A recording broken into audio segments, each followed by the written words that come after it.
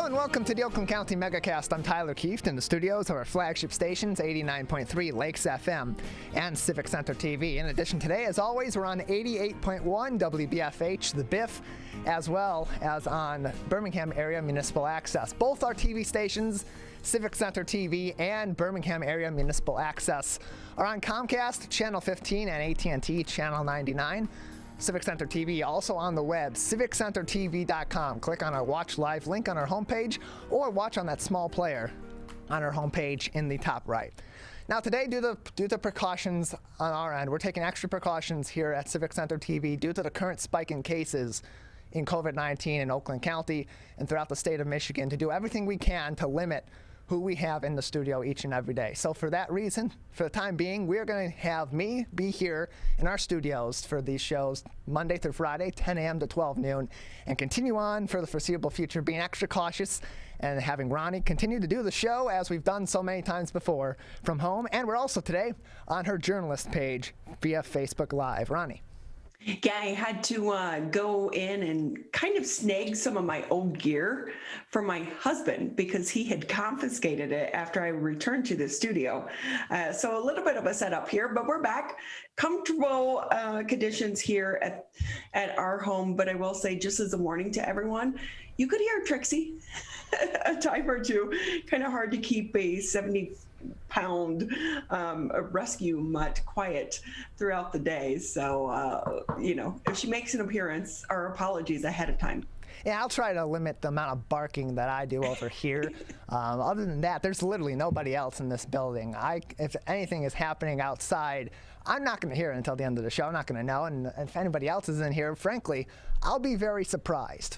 Tyler, are you lonely? You're in there all by yourself. Are you lonely? No, not yet. I mean, maybe it'll settle in a little bit later today or as we get a few days down the road. There's usually been at least one other person in here with me on a daily basis throughout this pandemic, other than a few select days and in certain situations. But, I've done this before. It's nothing all too new to me. And, our operations here are pretty cyclical as we go through our regular weeks. So I think we'll be good over here, Ronnie. So we should let people know that we're all safe and we're all healthy. Yes. Again, just as you mentioned, this is just a precaution because the cases continue to spike here in the state of Michigan. I was looking at the latest numbers from Johns Hopkins. They track the numbers. Michigan continues to be number one throughout the country for infections, which is really scary. We're more than a year into this pandemic. I don't know if you caught the Sunday morning talk shows. We did have the governor was on Meet the Press along with Dr. Fauci, still kind of a disagreement about how to handle this latest surge here in the state of Michigan. But really, one of the big keys coming out of their talks has to do with vaccination, Tyler. Yeah, Governor Whitmer has been adamant over the last several weeks that we need to have more vaccines coming into the state of Michigan so we can ramp up our vaccine efforts even further in order to get people at least in a point where if they do get COVID-19, they're not going to have severe symptoms, and we're not going to continue to have our hospital systems here in Michigan be overwhelmed. As we've seen in the last couple of weeks, our hospital systems, such as Beaumont, Henry Ford, and others, have begun to take some extra precautions. Beaumont, the most severe of all of them, of course, as they announced last week, because they're so overwhelmed with cases right now and have limited visitor hours or visitor situations or eliminated them altogether, or have set up additional units on site to be able to treat overflow patients as they are at or above capacity, or anticipating that could happen in the near future if we don't get this under control. So Dr. Fauci did mention yesterday that he anticipates Johnson & Johnson could lift the pause on their vaccine by the end of the week. And it would probably come with warnings to just let people know what's going on and what could happen, because we are talking about 6-7 cases out of about 7 million people. So a very small number, but really I think the pause had to do more with trying to be not only cautious, but also if these situations happen for our medical community to be aware of the possibility, but to also know how to treat it as well. Yeah, being proactive in this situation was definitely what at least seemed to be the goal from the FDA and from the CDC, from the federal government at large, in shutting down temporarily the Johnson & Johnson vaccine distribution and cutting that off while it was really starting to be more common and people were seeking it out.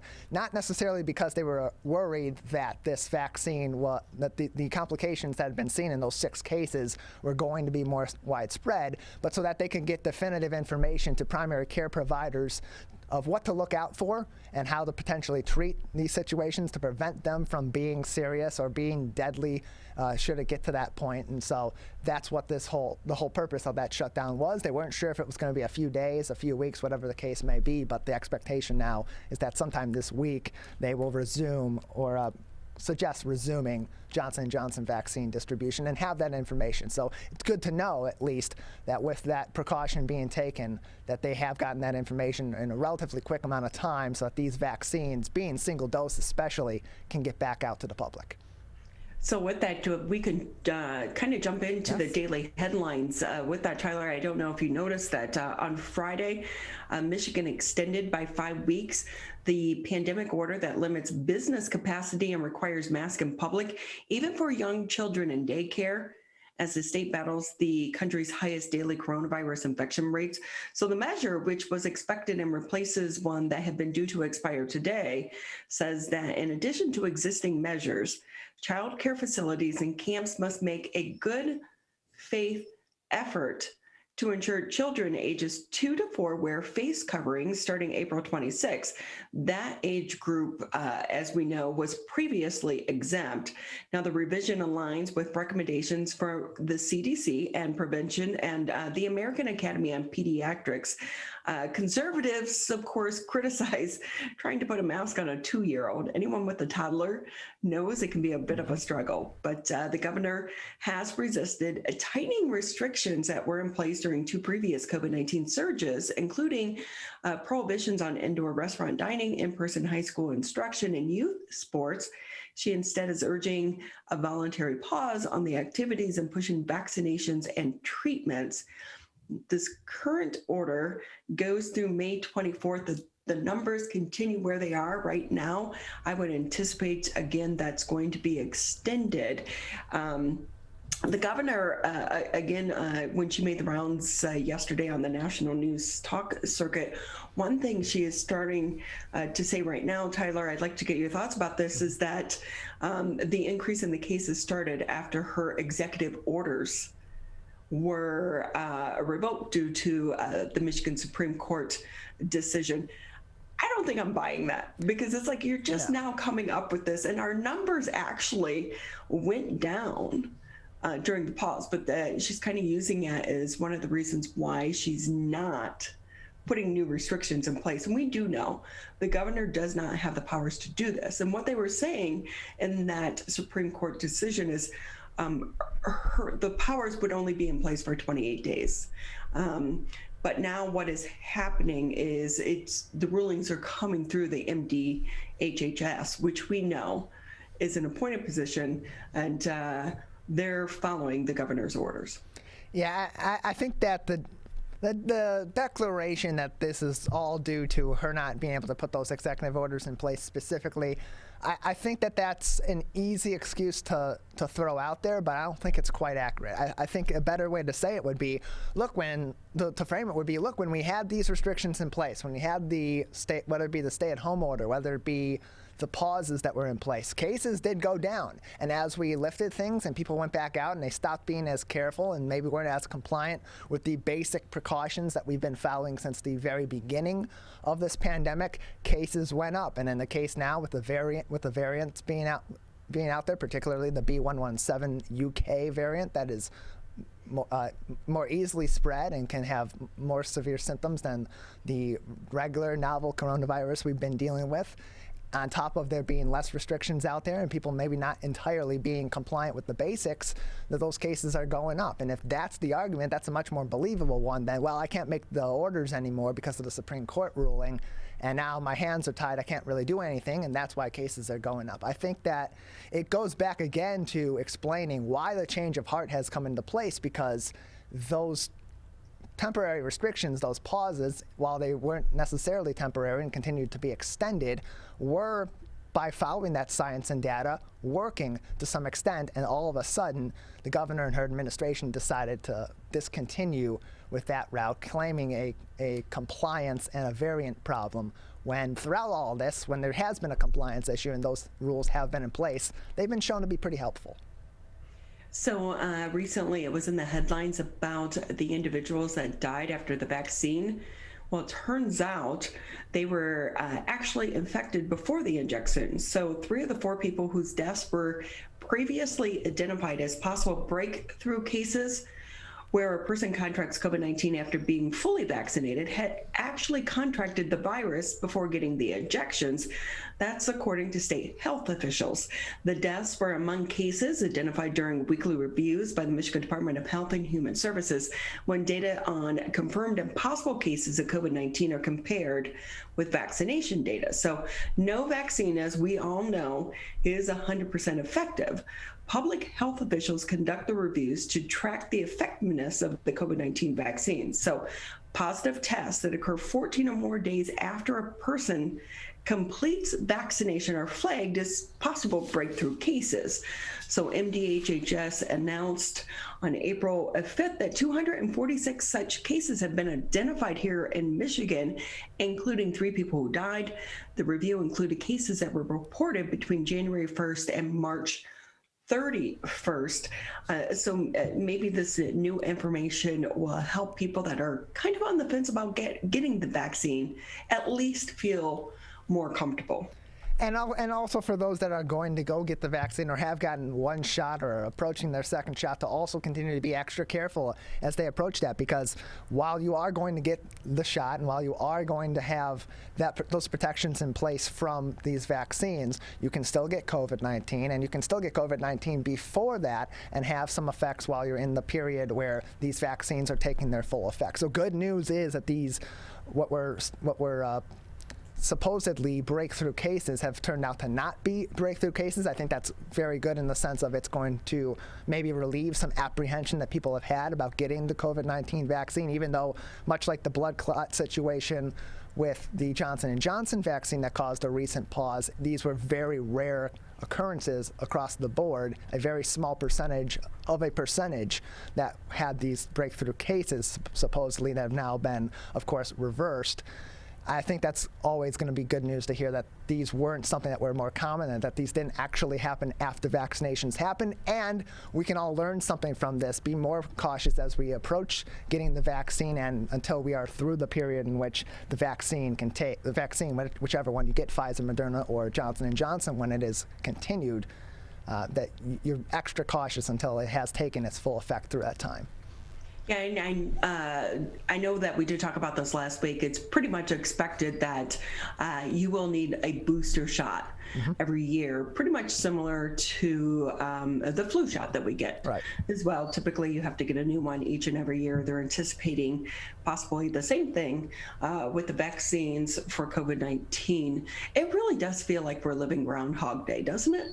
It does. It definitely feels like we're living a little bit of a Groundhog Day situation here as we're learning more about this virus, because we have speculation, we have some information that comes in here and there that gives us maybe some glimpse into the future with this virus and with this situation, and we maybe think we know a little bit more than we do, and then more of that information comes in, we combine it with the other information we have, and we actually learn more and kind of see for sure what's going to happen in the future. So for all we know, this need for a booster shot may be, well, one more booster shot and you'll be good for an even further extended period of time, or it could be it works and this booster shot gives you another extra 6 months, another year, whatever the case may be, and this is going to be a seasonal flu thing. All this stuff is going to be what we learn as time goes on, and the scientific community, the medical community learns more about COVID-19, as this is still just a very young and different virus that hasn't had a whole lot of research compared to many other viruses that have been around for significantly longer periods of time.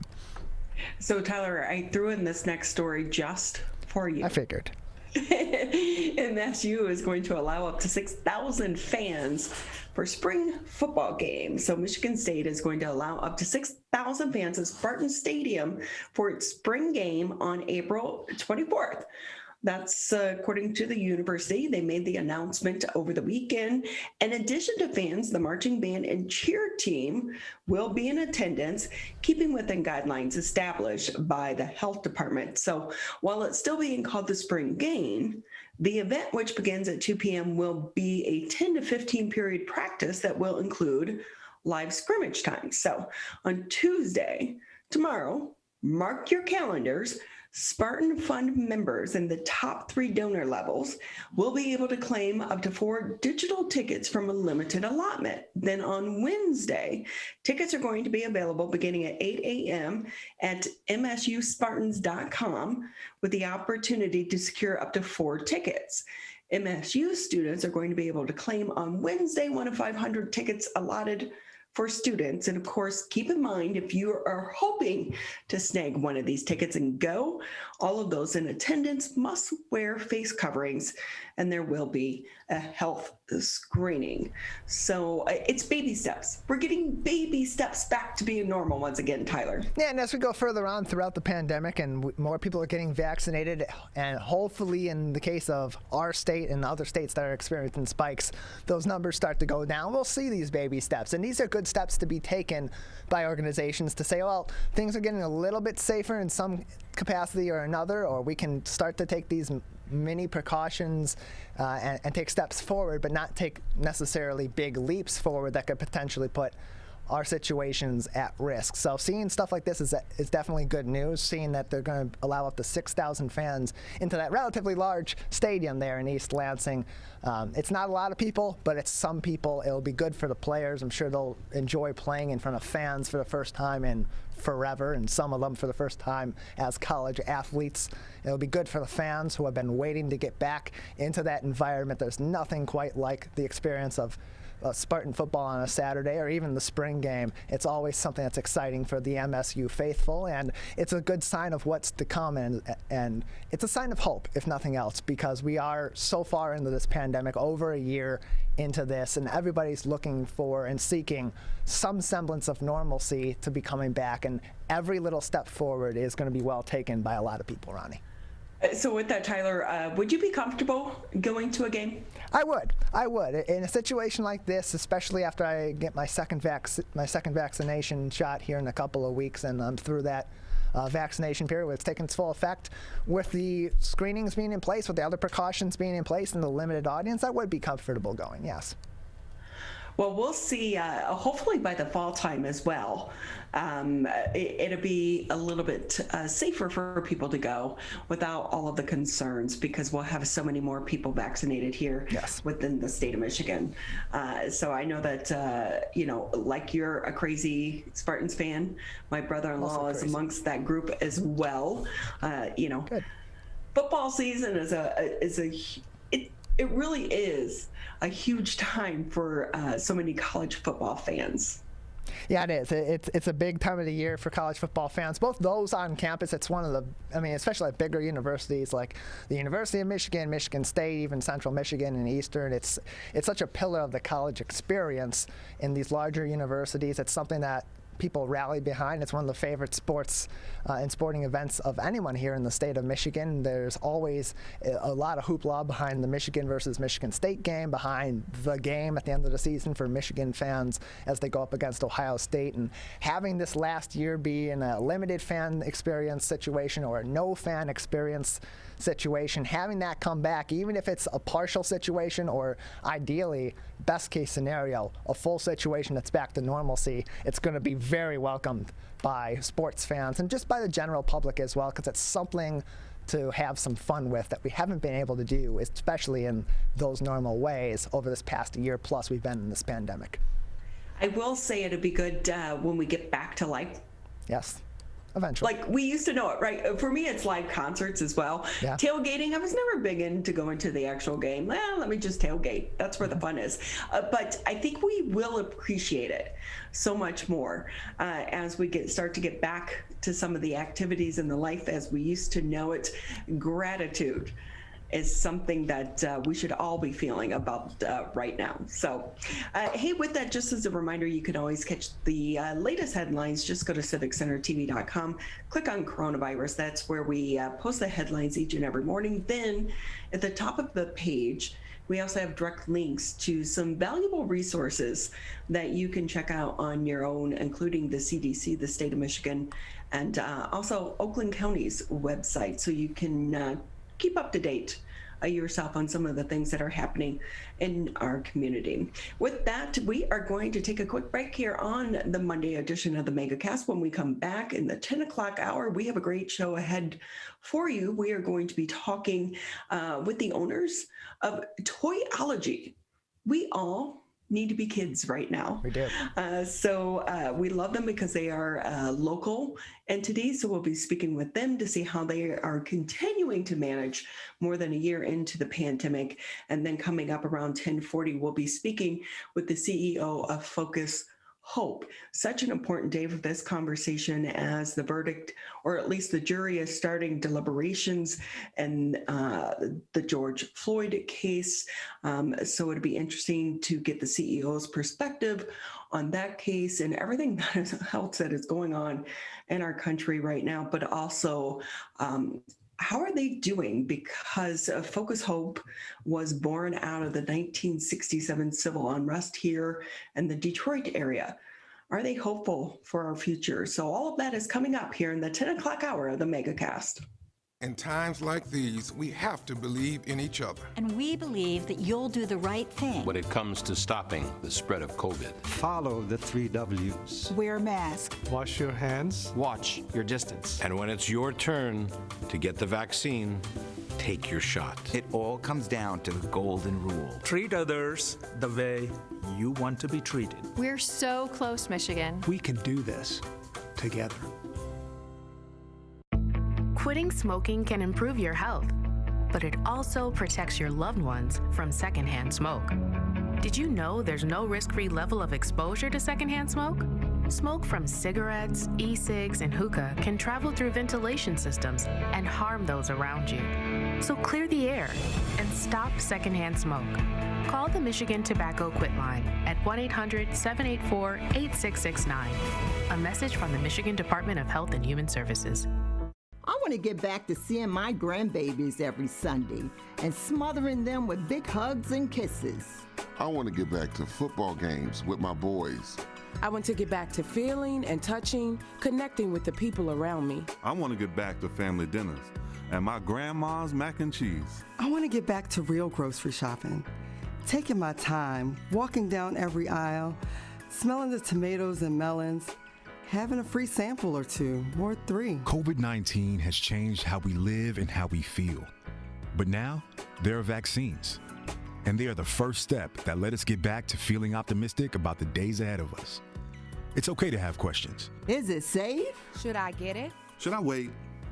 Now, get the facts. Learn more at getvaccineanswers.org so you can make an informed decision when vaccines are available to you. Brought to you by the Ad Council.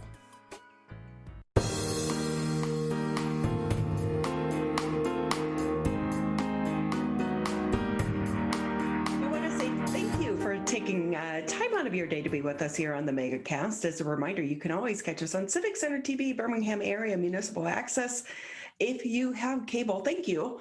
A portion of your fee helps support programming such as this.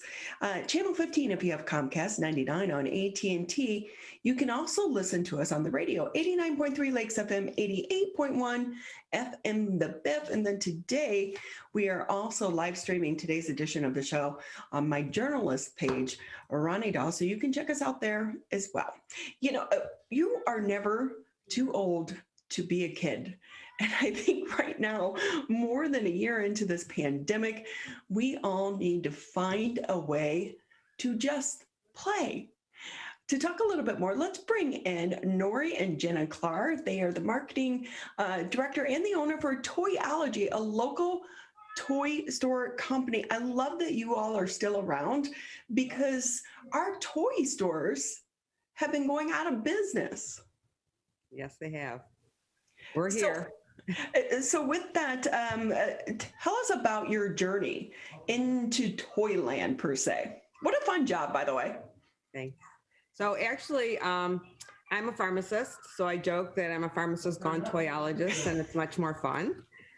We had a local pharmacy, family pharmacy since the 80s, right on the border of West Bloomfield and Farmington Hills, Warren Prescriptions. And I always carry toys. And as I had children, the toy department kept growing and growing and growing because we saw the need for specialty toys and for just families to have fun. My tagline used to be at Warren's, where families stay healthy and play healthy. So it was always in my blood. And as my children grew up, one of my sons loved retail and really wanted retail, and I didn't want him in the drugstore with us. So while I was in college, we opened Toyology. And since then, we've actually sold our family pharmacies. So now I'm 100% Toyologist. And my daughter-in-law, Jenna, has joined the team. She brings a whole other specialty because she was a teacher specializing in autistic children. So she teaches our staff a lot and helps a lot of our customers, because toys are not just toys. Toys are tools, and everyone needs toys, whether you're a baby or an adult. We have lots of stuff for the adults as well. So with that, so now it's a family affair. Jenna, what has the transition been like for you? I love it because I got to be in the classroom with kids, and now I'm helping the teachers and the parents in another way with their kids. And I have 2 boys of my own, so I also love having that experience of what toys they love. And I know the ages better from having young kids. And I love it. I love being in the toy store. I love connecting with other teachers. We have some school kickback programs that I'm involved with, that if people come in from a certain school and say that school name, a portion goes back to that school. And that's pretty cool too. So Jenna, what has been the response from some of the teachers knowing that you were in their shoes as well? I think they like it. They come and they know I can relate to what they're saying. They're like, I have this kid and they just can't keep their hands to themselves. And I can really show them different tools that my students used that we have here, such as fidgets and stress balls and things that they can do. And I think they do like knowing that I was a teacher, so I know where they're coming from, that they don't want it to be distracting. They don't want it to be a loud, toy. And I explain to them to tell the other kids, it's not really, like Nori said, a toy. This is a tool. Just as not everyone wears glasses, not everyone, might have something to keep their hands busy. So we know that toys can be educational, but we are also in the middle of a pandemic, and being a small business owner can be so incredibly difficult. Nori, how are you guys doing right now? We're doing really well. Our biggest problem is we can't find employees. Unfortunately, we had to close one of our locations because we have nobody to staff. We had nobody to staff them. We're running on a minimal crew. Anyone know of anyone that wants to work in a fun toy store? Send them our way, because we really could use some employees. And we're a nice family-run business. We have great employees that we do have. Our employees are the best. So that is our biggest problem. We've been functioning pretty much since closing. When we were closed up, we were in the stores ourselves. My manager, FaceTiming people and shopping for them, and they just drive by and pick it up. So we've been doing everything possible we can, whether our store was physically open or closed. Puzzles kept everyone busy all winter. The whole first year pandemic, we're big in puzzles. And a cool thing about the puzzles that I want to mention is, because we're a local toy store, Amazon and a ton of other places were skyrocketing their prices on puzzles, and we just kept them our normal same price, and our customers really appreciated that. They were like, we can't find puzzles anywhere, they're so hard to find. And we were like, here, $14.99, $19.99, whatever our normal retail price was, that's what we kept them as. And we didn't want to take advantage of our customers just because other online places were doing that. So with that too, Jenna, from an educational standpoint, what are some of the top toys that people are seeking out right now, other than puzzles? I would say parents, especially when the first shutdown happened, did want a lot of educational toys, things to keep their kids busy, science experiments. Right now, really big, we have these sensory kits that parents are wanting, just things to keep their kids busy and off the screens for a little bit. If they were doing virtual school, some kids are still doing that. Just things that can take their kids off the screen. Games, a lot of people were wanting family games. And right now, a really hot thing is fidgets for any ages. And again, it's just things to keep your hands busy. Like we have these thing called poppets, and it feels like bubble wrap. And it's just fun, but it's silly. They're, not super expensive. And that's a huge thing right now. But a lot of kids want to do it while they're doing their virtual school, or a lot of teachers let their kids even bring them to school because, again, it just keeps their hands busy. It's their personal one, so they're not sharing with other kids. So that's pretty cool. We're getting new fidgets in all the time. So with the bubble pop, because anyone who has ever even slightly put their hands on some of that wrapping paper, or, you have to pop it, right? But it does make a noise. But it's not too loud. This one's not that loud. Nori's grabbing one.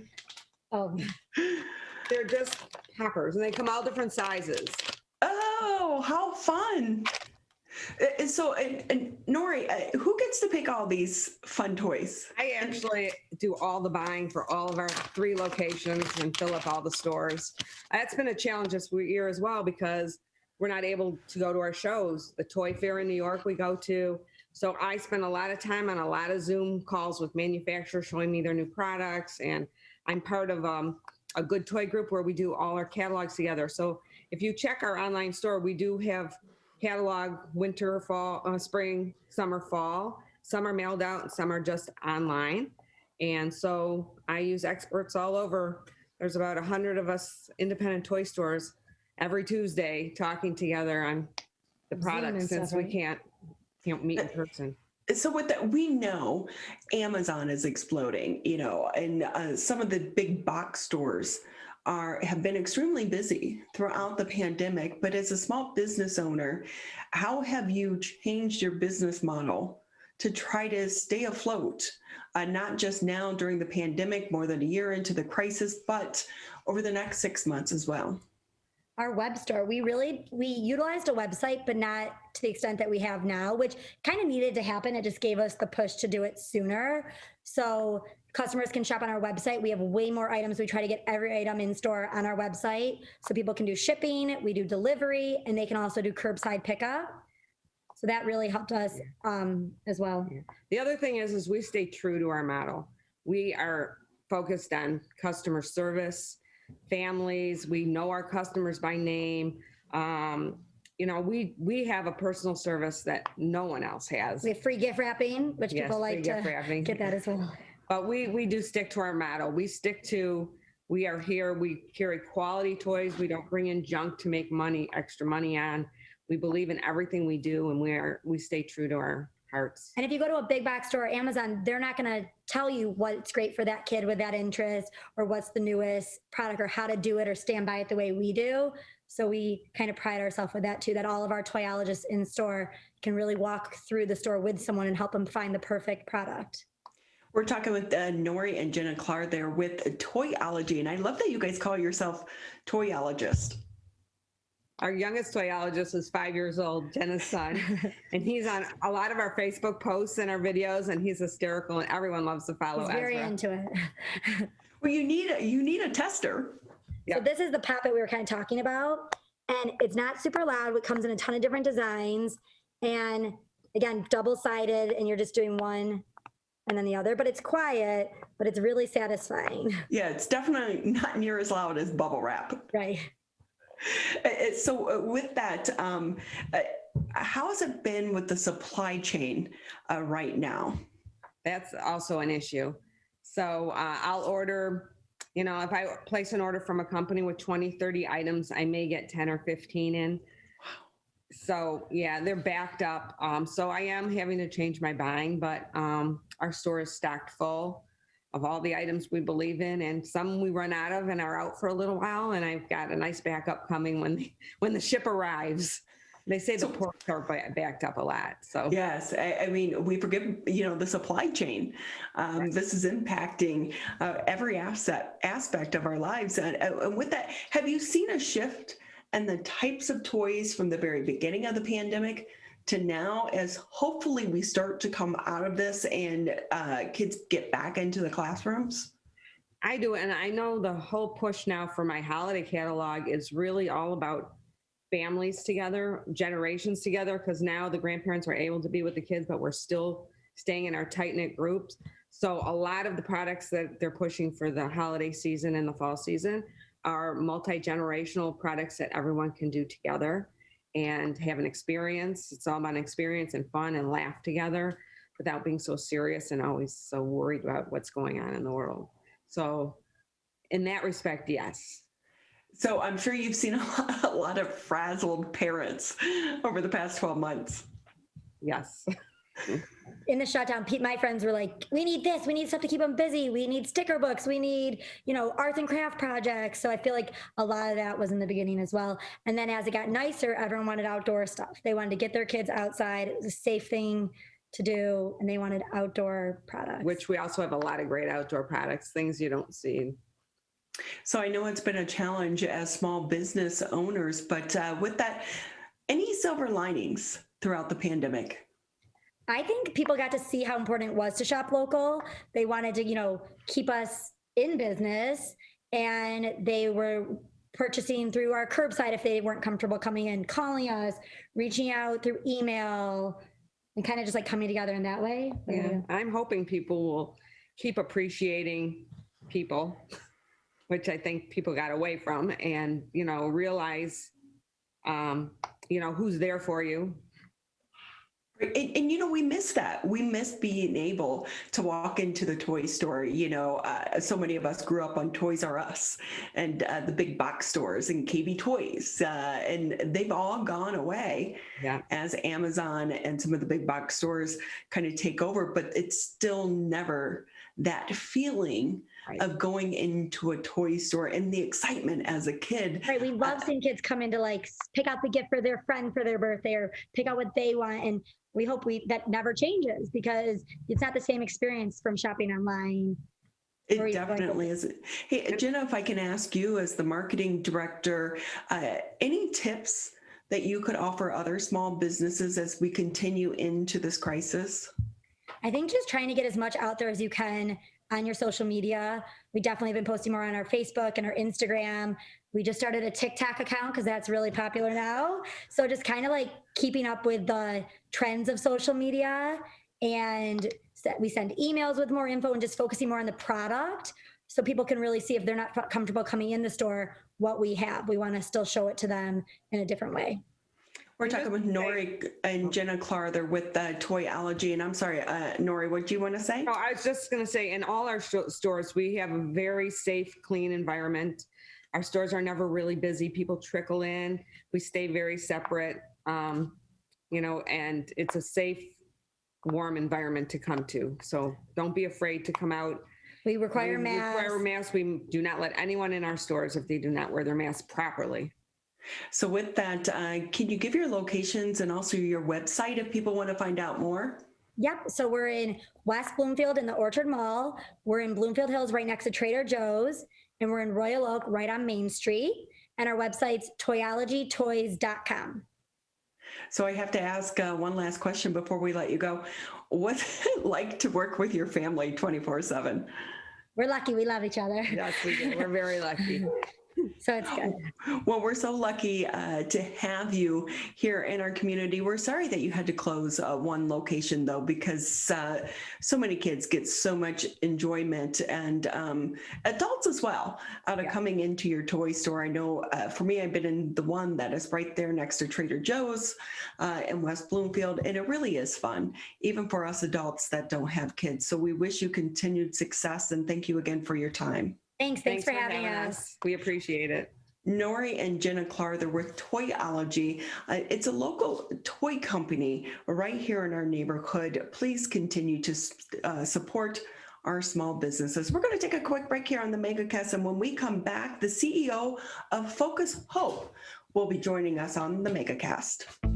Quitting smoking can improve your health, but it also protects your loved ones from secondhand smoke. Did you know there's no risk-free level of exposure to secondhand smoke? Smoke from cigarettes, e-cigs, and hookah can travel through ventilation systems and harm those around you. So clear the air and stop secondhand smoke. Call the Michigan Tobacco Quit Line at 1-800-784-8669. A message from the Michigan Department of Health and Human Services. Wearing a mask is more than protection. It's a bridge to better days. The path back to celebrations with family. Nights out on the town with friends. Game days with your favorite sports teams. And the thrill of live concerts. But until we can all get the COVID-19 vaccine and build community immunity, which will take time, we all need to continue to stay careful. Because Michigan's recovery is depending on you, and so are your family, friends, and neighbors. So even after you're vaccinated, wear a mask, avoid large gatherings, and social distance. One day in the near future, we will all be able to put this pandemic behind us. But until then, spread hope, not COVID. Learn more at michigan.gov/coronavirus. A message from the Michigan Department of Health and Human Services.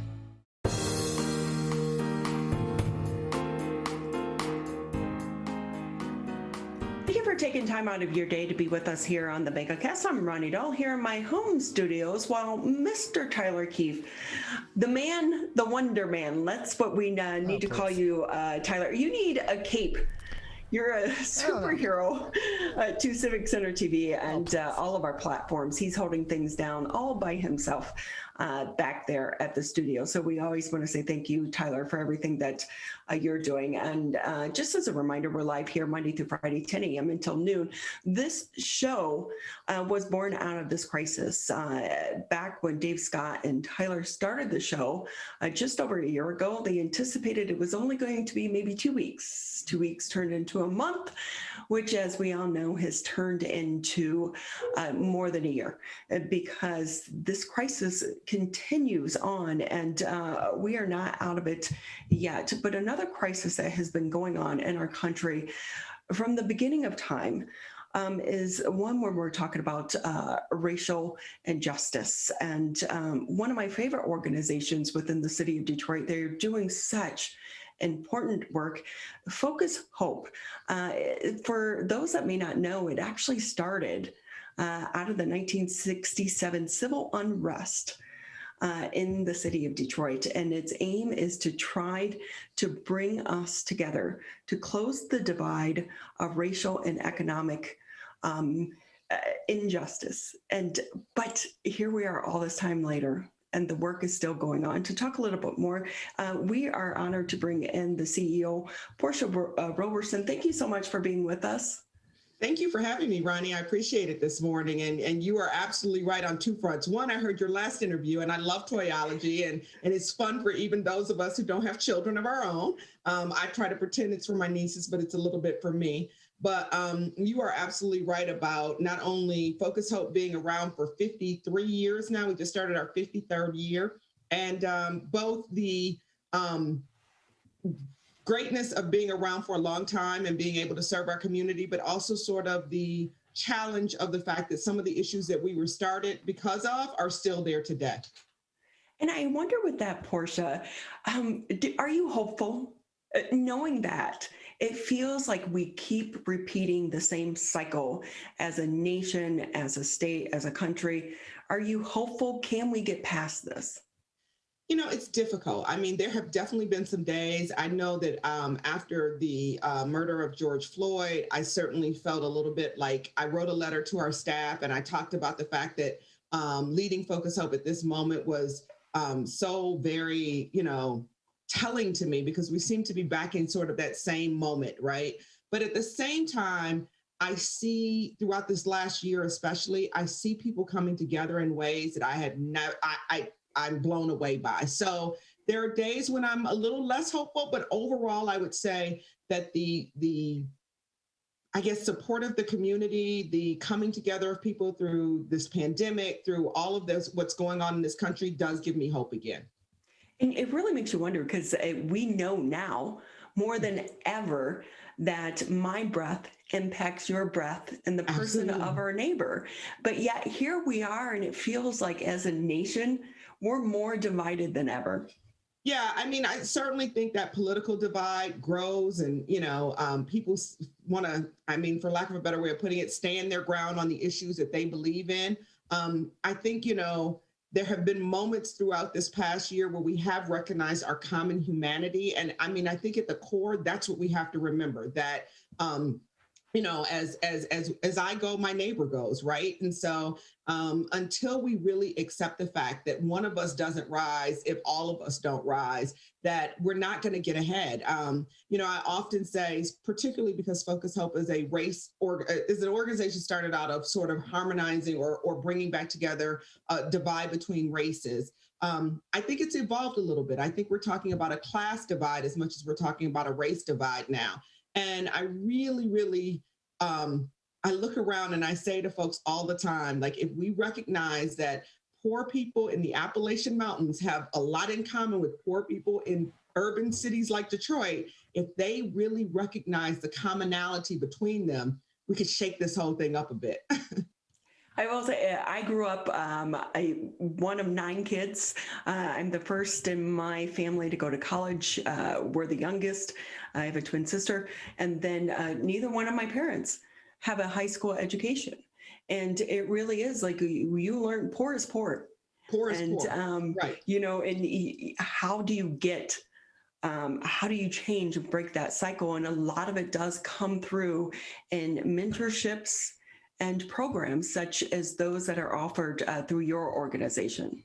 Well, it's interesting because, again, when you look at it from through a racial lens, I knew of Focus Hope growing up, but, I was very fortunate. Both of my parents, college degrees, graduate degrees. My father, who recently passed away, was a judge. And so I never needed the services of Focus Hope, but I knew where Focus Hope was and I knew what it was all about. And so it's not about, we all need help from our neighbors from time to time. I want to make sure that people know when they come to Focus Hope that we've all been there, or but for the grace of God could be there, right? And so we certainly saw that in this past year as it relates to COVID, because people who had never needed the services of an organization like Focus Hope needed them for the first time.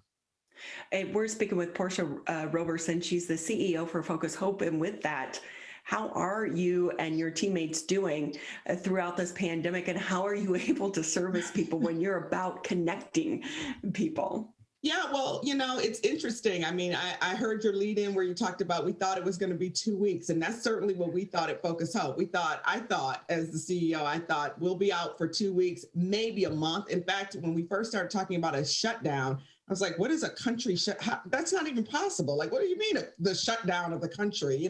It was incomprehensible to most of us. But the good news is that we started talking about it earlier than the shutdowns happened. So to that end, our program director is Joel Chapman, our workforce development director, Frank Kubik from Food, started pivoting, started figuring out ways in which we could continue to service. So we've been able to still do our workforce training. We've had a number of graduating classes who've actually been able, in the midst of this pandemic, to get the full training, graduate, and place in jobs, having gainful employment now. But as well, we pivoted just like the grocery store. We decided we would do curbside pickup. So you drive up to Focus Hope and we've already pre-packed your box and we just put it in your car, just the way we would if you would come into the facility and sort of shop for your food. And we do a ton of home deliveries, something that we did before but have expanded throughout this past year. So with that, I do believe, one of the key elements of breaking the cycle is education and opportunity. How have you been able to service that and reach so many people? Because the one thing throughout this pandemic is we've all been forced to go online, but we know some of the neediest people within our community, they can barely put food on the table or lights. The internet, computers, right. That's a world away. That's a world away. And that's so incredibly true. And that speaks to, again, sort of preparation beforehand. When we knew about this government shutdown or this shutdown, we started calling in our students to make sure they had devices, laptops or tablets. And so in ways in which we usually would provide stipends for transportation and some of the other things, we utilize that money to give them devices and to make sure they had internet service at home. We certainly had to do that with our instructors. We had to make sure they had faster internet. So we had to make sure that they were ready to go and instruct online. We worked with United Way throughout the fall of 2020 to make sure a lot of our seniors got tablets and instruction on how to use it so they could do telehealth with their physicians because they couldn't go in. But it really has forced us, in some ways, I will say, and it's forced us in a good way to look at ways in which we could provide the same type of services to all of our residents in ways that we had not thought about in the last 52 years because we never knew we would be here and need to do this way. Always a silver lining if we just open our eyes to it. With that, can I ask you a little bit about the 2020 impact report? Yes. Can you tell me more about that? Well, I think first of all, I'm incredibly proud of it. It just shows that, we managed to keep our doors open and keep servicing communities throughout this entire pandemic. Oftentimes people think of Focus Hope as a Detroit organization, but we service, particularly in our food program, Oakland, Wayne, Washtenaw, and Macomb County. I always get it wrong, so I want to stop and think about it. So we service 4 counties. We really just wanted to make sure we could keep going. And that's what the impact report points out. We fed about 41,000 seniors prior to the pandemic hitting. We've seen an increase of about close to 3,000.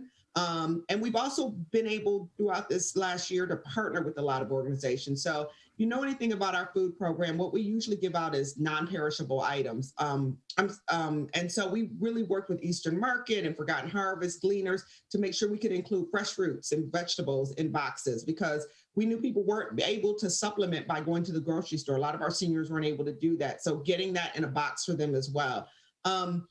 Just again, our WDE program, continuing to train and get people into gainful employment. It's been my hope that anybody who comes through our doors and successfully completes one of our programs actually goes to work. I often say that, nobody wants their child or their grandchild to go off to Focus Hope to find a job and then come back home and end up on the couch.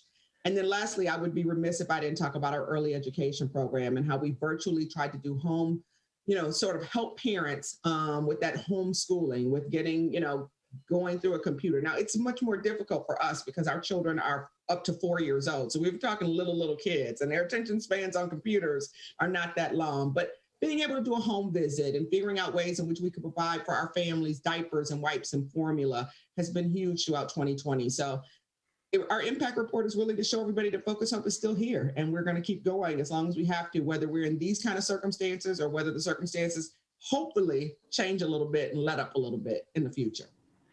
One of the things throughout the pandemic, you worry about the kids, where school was their safe spot. And you worry about them falling through the cracks throughout this pandemic.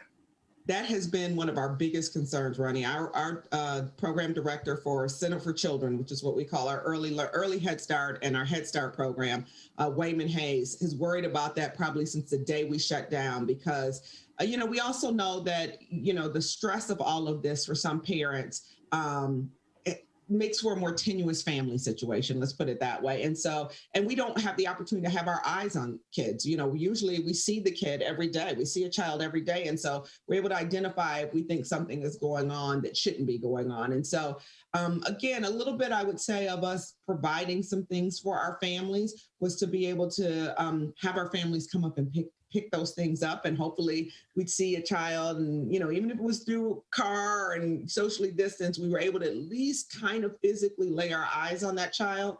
But we've had some episodes where, we've seen some things going on that we've had to, alert authorities about, and that's very scary. We tried to reopen in February. We did for a moment, but then, spring break and people coming back. And so we're now shut down again. We're back to virtual for a little while again, just to see if we can sort of, we do our part to try to flatten the curve, or so to speak. And we'll see what happens. But as soon as we can get our children back in and make them safe and keep our staff safe, we'll do so. We're speaking with the CEO of Focus Hope, and with that, Portia, you touched on it a little bit earlier in the conversation, is that you're not a Detroit organization. You're a Metro Detroit organization. How do we engage people in the suburbs to get involved and to understand that we are all one community? You know, we have a ton of people who come down and volunteer with us from all over, and we love and appreciate that. And certainly when we do our holiday giveaway, we have a ton of families who've come for years, whether they use Focus Hope or just new of Focus Hope. We always have a lot of families that come, particularly from U of D High School, because U of D has been such a participant. They're young people when they're in school are participants. And then as they age up and they have their own families, they bring their families back down to volunteer, which is fantastic. There are other schools like that. Mercy High School is one that comes to mind as well. But, you know, we always encourage that. We always encourage people to come and see, you know, what we do there, but also, yes, to keep in mind that, you know, we're servicing people from all over the community, that somebody who's your neighbor could be getting food assistance and you might not know it, but they might need a little help. And certainly as it relates to workforce, you know, we're trying to encourage people. We just started a new project with DTE, a tree trimming program, training people to go up in those, I guess they call them buckets and trim trees, but really good employment. And so we're getting people from all over to do that. So it's just really about getting that message out that we're here to help, and it's not regulated to you having a Detroit address. Portia Roberson with us here on the Megacast. She's the CEO for Focus Hope. And with that, we know transportation, though, is really a big issue and can be so limiting for so many people. Yeah, it's interesting right now, particularly because, you know, on the one hand, we always gave stipends and tried to make sure we work with people around any barriers that existed as it relates to transportation. We had to do a little less of that in 2020 because people weren't going anywhere really. It's particularly around our training and those kind of things. And so we'll still provide, as we see people going off to jobs, we'll still try to help them work out what they need to do in terms of getting there. You know, with our truck driving training program, say that fast 4 times, we, you know, make sure that people come to us for 4 weeks, and then we assist with getting them to our truck driving school, which is located in Sterling Heights, for the additional 4 weeks of actual truck driving. I wish I could do truck driving on Oakland Boulevard, but it can't really happen. So they have to go to a school to actually learn to physically be in the truck. And we'll continue to support them in that way. One of the things that's so important about our workforce development program in particular is that we always say, once you're part of the Focus Hope family, you're always a part of that. So once you go off to employment, you don't end your relationship with Focus Hope. You have a financial coach, you have a coach, period, that helps you with certain barriers that may come up, whether that's childcare, transportation, other issues that we know. We can give you the greatest employee in the world. But as I like to say, if your child is sick for a couple of days and you can't get to work and you don't have good, solid childcare, you're not going to keep coming to work. So we'll work with students and anyone who needs the additional help. And certainly with our food program, we are more than willing to bring it to you. We will do the home delivery. You do not have to come to Focus Hope if you don't have the transportation to come to get the supplemental food box. So with that, Portia, your Focus Hope is so well known in the organization, but what are your needs right now that the public can help you with? Volunteers. We always need volunteers. Packing those food boxes, of course, as I mentioned, when the pandemic hit, we had to go to having all the boxes pre-packed. Typically, we would pack boxes, or people would actually come in and shop. They would pick their own stuff that they wanted in their box. We'd have some variety and they could pick it. We can't do that anymore. We can't have people in sort of a food store. So we have to pre-pack all the boxes. And as you might imagine, when so many companies shut down or people went virtual, they didn't have their corporate service day. So where we used to have a certain group that would come in on any given day or week or month because a part of their own service, we don't have that anymore. So we're always looking for volunteers. You can go online, focushope.edu, and you can sign up right on there with a team. We do the social distance. We require you wear a mask. We've had hand washing stations and hand sanitizer. So you're not in jeopardy from, coming down to volunteer. But the more boxes we have packed, the more we can make sure that everybody gets what they need. Because we know the pandemic doesn't stop the need, and increases the need. And so many people need help right now.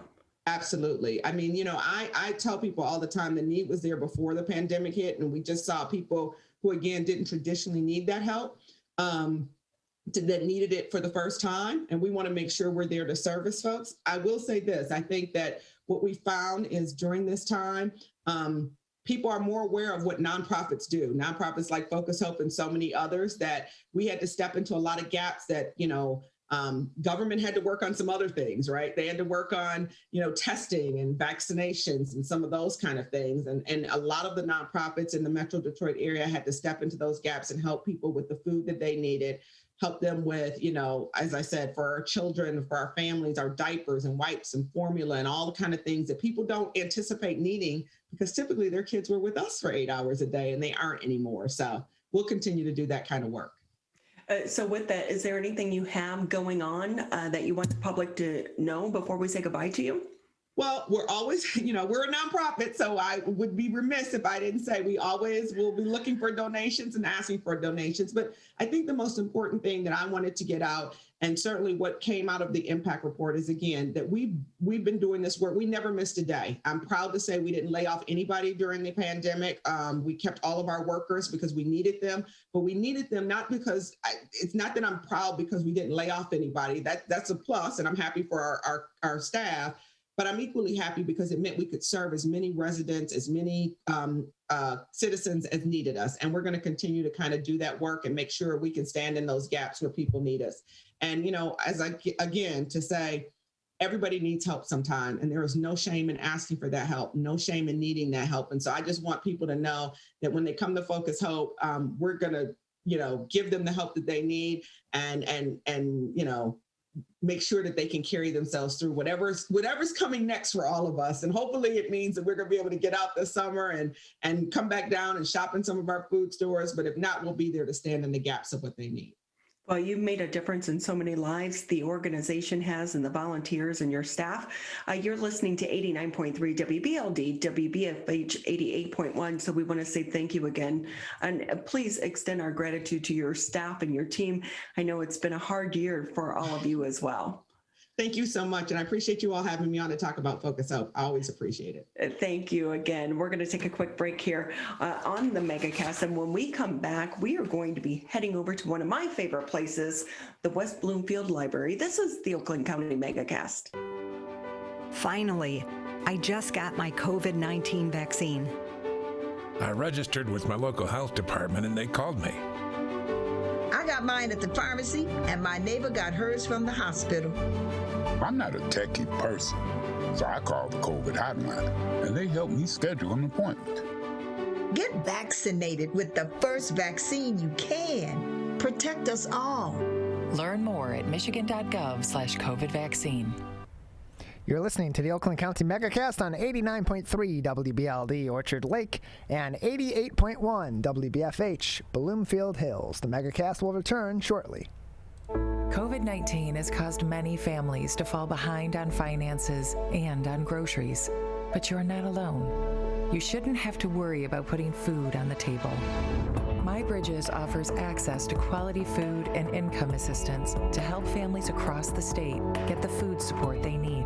It's easy to apply and easy to start shopping.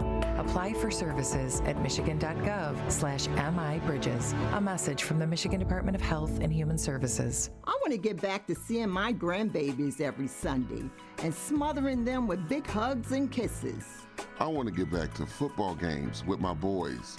I want to get back to feeling and touching, connecting with the people around me. I want to get back to family dinners and my grandma's mac and cheese. I want to get back to real grocery shopping, taking my time, walking down every aisle, smelling the tomatoes and melons, having a free sample or two, or 3. COVID-19 has changed how we live and how we feel. But now, there are vaccines. And they are the first step that let us get back to feeling optimistic about the days ahead of us. It's okay to have questions. Is it safe? Should I get it? Should I wait? Now, get the facts. Learn more at getvaccineanswers.org so you can make an informed decision when vaccines are available to you. Brought to you by the Ad Council.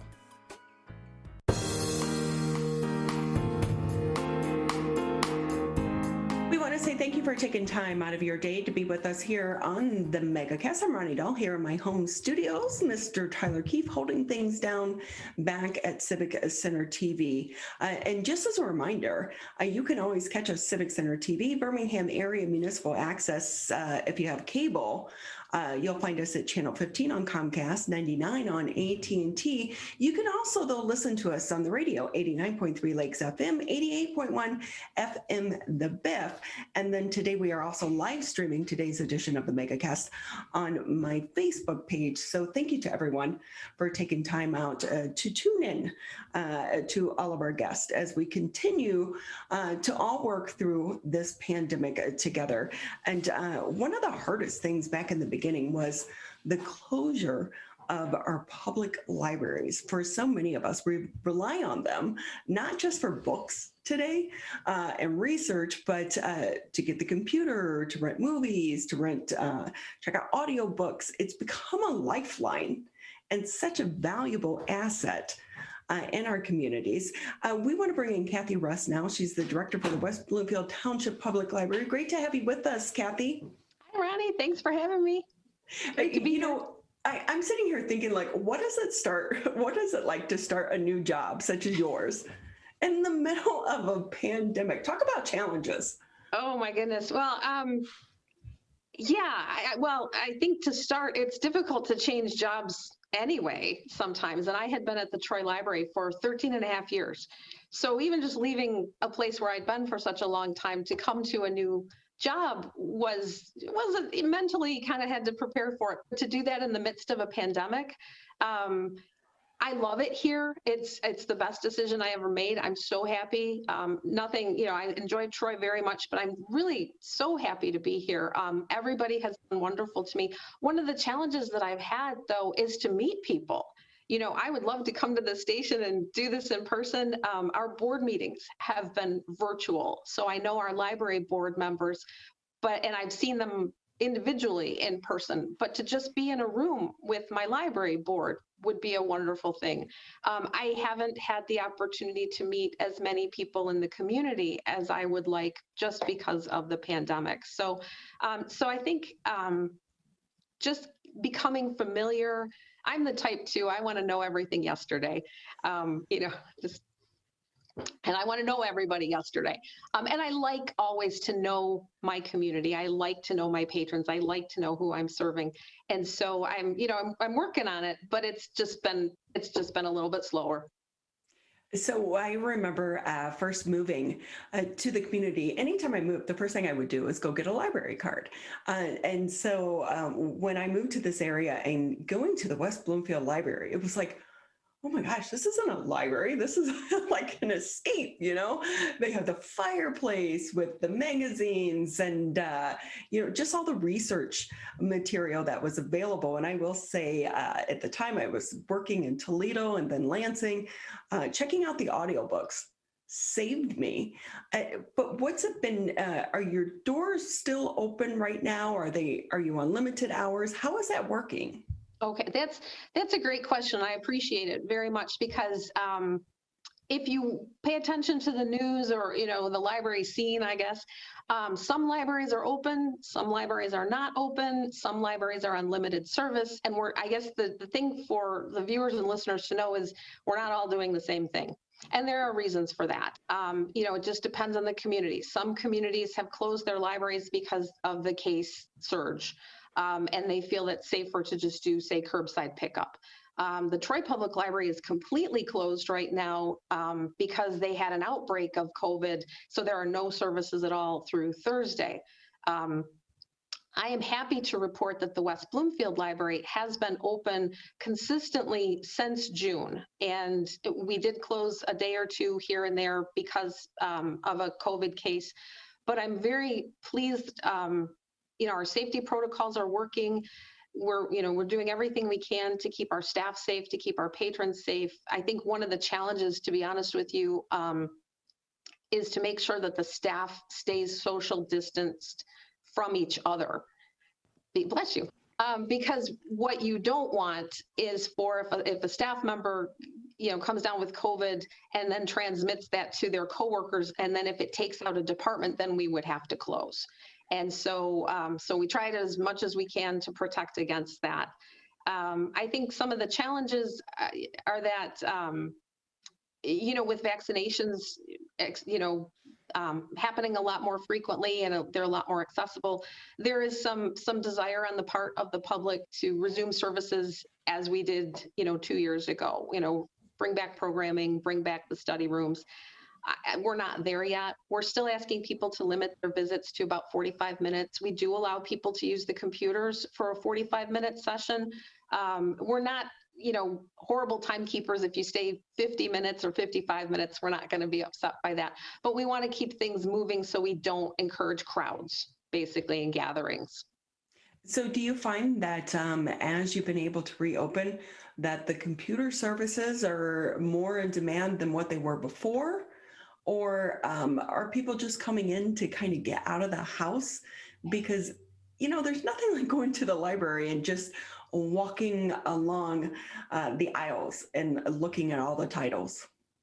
It's a peaceful environment. It is a place, and I think it always has been a place where people go to escape, read a magazine, read a newspaper, browse for books, find a portal to another world in an audio book or a movie. What we're seeing is people will come in, they will browse, but they will grab what they need and keep on going. The people who use the computers, we do have people who come in to use the computers, but not nearly to the volume that we used to. And I think a part of that is because over the last year, the people who used to come and use the computers on a regular basis have had to find other options. And so, whether they purchased a computer at home for their home, or they're using a friend's, or I don't know. We do have people coming in to use the computers, but not nearly to the level we used to.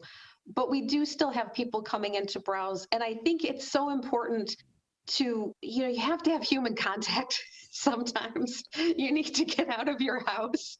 And, even if it's talking to somebody behind plexiglass, you can still talk to another human being in a friendly and positive way. So with that, Cathy Russ with us here on the Megacast. She's the director for the West Bloomfield Township Public Library. Talk to us a little bit about the e-system. I remember a few years ago, several years ago, checking out books through the ebook system. It seemed a little clunky back in the beginning, but I know things have changed. Are more and more people taking advantage of that service?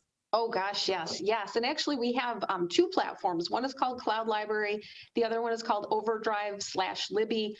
Overdrive is probably the clunkier of the 2, but the advantage to Overdrive is that it does work with your Kindle. The Cloud Library does not. So whatever your device is, we have something for you. And what we have even more is useful, our librarians who can help you learn how to do that if you don't know how to do that, and make it really, really, really easy for you. And just to throw a couple statistics at you, if you don't mind, our overall circulation for ebooks is up 46% over last year.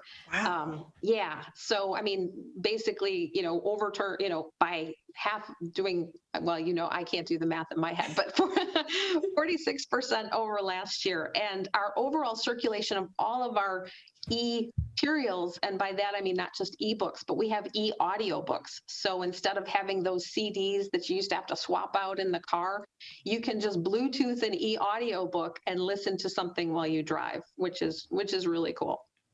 I will say, unfortunately, I have a huge stack of some of those CD audiobooks, because now a lot of cars don't even come with CD players. Right. Yep. So it's kind of nice, so you don't have to worry about swapping the CDs. But the circulation of e-materials is up by 43%, and we have a couple of really cool. We call them e-resources, but they're databases, which sometimes I think is a scary word for people because it sounds so scholarly and research-based. But we have something called Brain HQ, and it's called the online headquarters for working out your brain. And, I'm sure you've read that, crossword puzzles, those sorts of things can help stave off Alzheimer's and dementia. So this is kind of that online resource that you can use for fun activities that actually work out your brain. And that is up 442% in usage over last year. Isn't that amazing? That is absolutely incredible. So some people are taking advantage of this downtime to try to work their brain as well. And there's another one, ancestry. If you're into family history, genealogy, that sort of thing, and especially looking for something to do in the midst of a pandemic, people have been coming online and using the ancestry database. That usage is up 642% over last year. So those are the statistics a library director likes to see. We always like to see people using the library.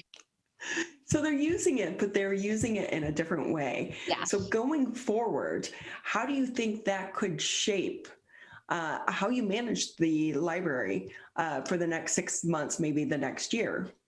That's a great question. And I think that is a question that all library directors are I don't want to say struggling with, because it's not a struggle, but we're all thinking about it, because I think people who have used the e-resources during the pandemic, I don't know that they would stop using them once things go back to normal. They're easy, they're fun, they're not scary, they're not intimidating. So I do expect a heavy usage of e-resources to continue, and we will continue to allocate money in the budget to those resources, to keep a really robust collection of ebooks and e-audio books.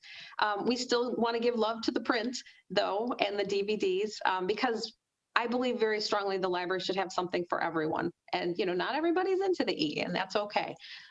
So it's going to be a balance, and it's going to be, we'll have to watch very carefully to see where the usage is, but I promise you, we will continue to have something for everybody. So DVDs are a little bit easier to stock and store than VHS tapes. Oh, yeah. Yeah. No more VHS tapes. With that, if we could talk a little bit about children's programming, because we know the library really is at the heart of so many families for their kids. Mm-hmm. And the young kids, that's where you went to really grow your passion for reading and so many of the programs. Do you anticipate them coming back anytime soon, which is hard to say because we're still in the middle of a surge here in Michigan? Right. And that's and I really appreciate that question. That's what's hard. When we plan our summer programs, this is the time we plan. We usually plan March and April for our summer reading program. It's not easy to do because we are in the middle of this surge. And what we're not able to do right now is allow people to gather. For an indoor program, our limit is 25 people. I don't have a space to even have 25 people because I've got staff in some of our program rooms because of social distancing. So I don't have a space to allow an in-person program. And if we did, it would be very limited in number. And at a certain point, for example, in one of our youth program rooms, if we can only have 8 people in the program, and if the demand would be 100 people, do we really want to upset 92 people because they can't get in? What we're looking at for the summer is some alternative programming, to see what we can do outside. The Parks Department does a really fantastic job of programming for outdoor activities, and we're looking to partner with them. They've been very receptive to that and to see how we can work together on some of those things. And to just maybe offer people programming in a different way. One of the programs that I really like that the library offers is we have, it's called the Michigan Adventure Pass, and it provides families with free passes to a lot of Michigan's cultural attractions, to historic sites, to local parks. And this year the Metro Parks is getting in on that. So we'll have free passes to the Metro Parks. Oh, that is so fun. What a great thing to be able to offer to the community. Yeah, so it's a little bit different, but it's something to do. What about the book sale? Oh, actually, I have a meeting with the Friends of the Library this afternoon, and I hope that we talk about that because I'm hoping maybe we could do an outdoor book sale this summer. I would always go on the last day because it was like, fill up the paper bag for $5. Yep. And just so people know, a lot of times you buy a lot of the books and I would donate them to the homeless because they always need books. They're looking for ways to escape. And so if you can go down and get a huge bag of books for $5, what a gift. Oh, that's wonderful. That's really wonderful. Well, I can tell you, I have at least 2 huge boxes of books in my house that I'm looking to donate somewhere like everybody else. So that's a great idea. They always enjoy it. Even if, when you're out driving around, I keep some in my car and hand them out. Cathy Russ with us. She's the director for the West Bloomfield Township Public Library. We so appreciate your time. Anything maybe I didn't ask that you want to add before we say goodbye? I guess just if people want to, stay tuned and, as things improve in the state of Michigan, we will look to, try to open up at the library as much as we can. But I appreciate everybody's patience because truly the desire is to keep everybody safe, staff and patrons. And I think Portia said this, we're all in it together and we will get there. We will. So thanks for the opportunity though, Ronnie, to talk about all the great things at the library. Well, we love having you. And I will say, just think how easy the next year is going to be on your job. I'm just looking forward to seeing what West Bloomfield Library is like normal. Right now, this is normal, and I don't like this normal. We are all with you on that one. Cathy, so appreciate your time. Thank you again for taking time out of your day to be with us. Thanks a lot, Ronnie. I'll see you next time. West Bloomfield Township Public Library. Of course, you can find out more information and also how to check out some of the ebooks and some of the other resources that they make available. Just go to the website. We're going to take a quick break here on the Megacast. And when we come back, we're going to stay pretty much kind of on the same topic. We're going to be talking about the Michigan Hemingway Society. That's next here on the Megacast. Right now, our country feels divided, but there's a place where people are coming together. I was nervous to talk to someone so different than me. Me too. Love Has No Labels and One Small Step are helping people with different political views, beliefs, and experiences connect through conversation, and it feels good. This conversation gives me hope. It gives me a lot of hope, too. Take a step toward bringing our country and your community together. Start a conversation at lovehasnolabels.com/onesmallstep. A message from StoryCorps, Love Has No Labels, and the Ad Council. Over a decade ago, the journey to a COVID vaccine began. Building upon research on other coronaviruses, scientists continued with months of research and development, 3 phases of clinical trials with tens of thousands of diverse volunteers, then peer review and authorization to deliver a safe and effective vaccine that will protect all of us. Discover the facts for yourself at michigan.gov/COVID vaccine. Wearing a mask is more than protection. It's a bridge to better days. The path back to celebrations with family. Nights out on the town with friends. Game days with your favorite sports teams. And the thrill of live concerts.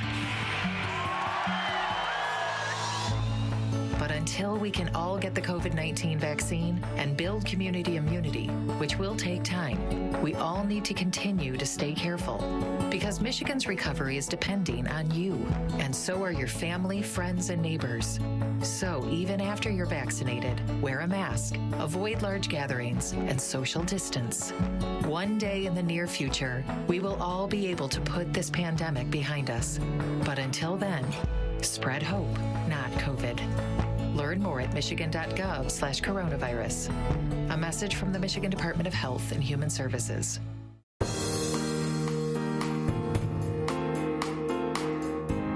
We want to say thank you for taking time out of your day to be with us here on the Megacast. As a reminder, if you're unable to tune into the show, you can always catch the rebroadcast on Channel 15 on Comcast, 99 on AT&T, but you also can find complete episodes of the Megacast going all the way back to the beginning of the programming last year. Just go to civiccentertv.com, click on Megacast. But if you want to catch just a specific interview, you can do so if you click on the on-demand section. With that, kind of keeping with the theme, we just came out of talking with the director for the West Bloomfield Township Public Library. We are going to shift the conversation a little bit about Hemingway. I don't know if anyone out there has been obsessed with the PBS documentary that is on right now. Jennifer Tynan with us. She's an English teacher, but you're also with the Michigan Hemingway Society. It's great to have you with us. Thank you very much. Have you been watching the documentary? Oh, yes. What a fascinating life that he lived, and just a master with words. He I think that my favorite quote from the documentary was when Tobias Wolff said that he changed all the furniture in the room when it came to writing. And I think that captures his impact on American literature perfectly. So tell us more about the Michigan Hemingway Society, though, before we jump into Hemingway's life. Well, our focus is on bringing attention and awareness to the impact that Michigan's boyhood summers had on Hemingway's life and fiction, especially the Nick Adams stories, which I think definitely was in the first segment of the Hemingway documentary on PBS, but is often overlooked. And, it carries with him throughout his life, and it carries with him throughout his fiction. Even in the later years in A Movable Feast, he comes back to those Michigan summers. So it could be these boyhood adventures that fuel and help spark some of our journeys through life. With that, we're speaking with Jennifer Tynan. She's an English teacher at West Bloomfield High School, but also the secretary for the Michigan Hemingway Society. What is it about his work that so fascinates you? First of all, I'm an enormous fan of his short stories, but there's something special about the Nick Adams stories that really transcends I'm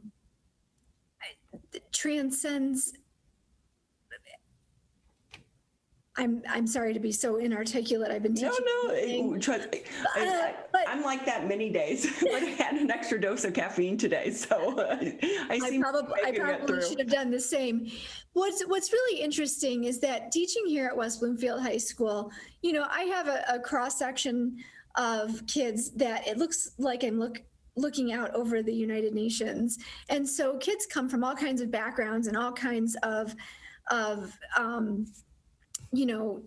places and religions and ethnicities and races. And what's interesting about teaching these stories is that, when I'm teaching the end of something, for instance, where Nick institutes a breakup with a girl, it's fascinating because everybody in the room has had a crush on someone. Everybody in the room knows somebody. If they haven't experienced it themselves, then they've helped a friend through that situation. They've either been the one who's instituted the breakup, or they've comforted somebody who has been the one who's been broken up with. And so they all find that universality in those stories. And then when you set it in Michigan, and you set it in the woods, and you set it in nature, and you set it in, there's a picnic, and there's a rowboat, and there's water. There's something about that natural world and about summers in Michigan that every kid in the classroom can relate to. And so that's, I think, the magic of those stories, is that it's chronicling so many of those moments that are universal, whether you live in Michigan or not, that are universal to our human experience. So with that, Jennifer, as a teacher, do you think because he has that connection to Michigan, it makes it, or at least gives you a thread in order to connect your students to his work and what's possible out there? Yes, I mean, they are stunned to find out, maybe not next year so much, but up until now, they are always stunned to find out that such a famous author has such a close connection to Michigan. When they read the names of Petoskey or Horton's Bay or, they find out that he's writing about the UP. What canonical author is writing about the Upper Peninsula of Michigan and talking about the best place to go trout fishing? And then when I tell them that he actually hid the name of the river because he didn't, and used a different river's name because he wanted to protect his special trout fishing spot, they're even more blown away because they can't believe that he would have such intimate knowledge of the Upper Peninsula of Michigan to do that. I love that you use those little tidbits about his life to engage your students, because those are the little facts that they will remember for years to come. Oh, and they, they want, if they haven't been there already, they want to go. And if they have been, they want to go back and find there are many markers that the Michigan Hemingway Society has established, plaques that tie to Hemingway's connections to different places, not just in Petoskey, but Kalkaska and Seney and just around, that they can look at and that they can, do their own walking tour. They're detailed on the Michigan Hemingway Society website. So they want to go see those places. They want to go find them themselves. And I think that that's a really visceral connection for them. It helps spark a new adventure because we may see something with one set of eyes, but then we gain this knowledge and you go back and you revisit it and it's a different journey then. Yes, for sure. For sure. And the other thing is that it's not a story that I teach in the classroom because it's too risque, but he mentions mint in one of the stories. And I have a literary garden here at the high school. We have mint from Hortons Bay in the literary garden that we grow here, but they can also go up to Hortons Bay and see where the actual mint grows. And they find that connection really fascinating. In 2017, I took just over 50 students up to Petoskey, and we did a tour with our president, with the Michigan Hemingway Society president, and they too got to plunge their hands into this creek and smell the mint and do all of the things around Petoskey, see the different places, go to the Little Traverse Historical Museum. And for them, being in what we call Hemingway country really immerse them into that experience in a way that, even though we have the mint in the garden, it was a very literary immersive experience that, I was so happy that we were able to do that. I'm hoping that we can do it again once the pandemic passes. Because those are experiences that will live with some of your students for so long. And with that, you just mentioned the garden. Tell us more about that. Well, I had an idea several years back that I'm a huge literary tourist. I mean, it's literary rock stardom to me to go to different places and to visit the homesteads and museums of where these authors lived and worked. And so many of them were inspired by the nature around them. And I had this idea, the courtyard at that point, I'm looking over it right now, but the courtyard at that point was really underdeveloped. And so I asked our principal at the time, would I be able to develop that and perhaps get some plants from, if I could, that perhaps grew at these spots, maybe even when the authors were there. And I was surprised at the success that I had. Emily Dickinson, we have Harrison's yellow rose bush that Dr. Jane Eberwein, who is a professor emeritus from Oakland University, thinks that Emily Dickinson tended to when she was alive at Amherst, in Amherst at her house there. We have a lilac bush that comes from the old manse in Concord when Nathaniel Hawthorne was renting from Ralph Waldo Emerson, and he wrote about it in an essay called Buds and Bird Voices. Edie Vonnegut let me come to her house and dig up hydrangeas that Kurt Vonnegut had tended to. And so we've been tremendously fortunate to get these plants from these different authors and bring a sense of place through these plants to the garden and have the kids feel a visceral connection to these authors in that way. So I'm guessing you spend your vacations searching out these. If I could offer one in North Carolina, I lived in North Carolina.